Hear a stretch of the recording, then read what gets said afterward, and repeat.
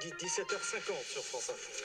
De nouvelles sanctions immédiates contre l'Iran, mesures prises et annoncées ce soir par le président des États-Unis lors d'une allocution à la Maison-Blanche. Déclaration après l'attaque la nuit dernière de bases irakiennes abritant des soldats américains. Aucun blessé côté États-Unis.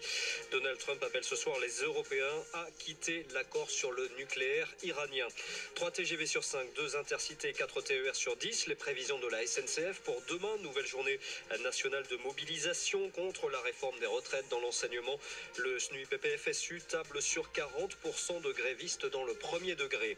57% de Français souhaitent ce soir l'arrêt de la grève dans les transports contre le futur système de pension. Résultat de notre sondage Odoxa Densu Consulting pour France Info et Le Figaro. 61% des interrogés favorables par ailleurs au retrait de l'âge pivot, l'une des mesures décriées de la réforme. Je n'ai pas fui la justice, j'ai échappé à l'injustice et à la persécution. Déclaration cet après-midi de Carlos Ghosn, debout face à plus de 100 journalistes pendant un peu plus de 2h20 pour sa première prise de parole depuis sa fuite du Japon, pays où il est soupçonné de malversation financière. L'ex-patron de Renault actuellement au Liban où il se trouve depuis le 30 décembre. S'il refuse d'expliquer les modalités de sa fuite, il affirme qu'il n'avait pas d'autre choix que de s'échapper pour se protéger, lui et sa famille. Ghosn entend aujourd'hui laver son honneur et n'exclut pas un risque d'extradition du Liban. France Info. Et tout est plus clair.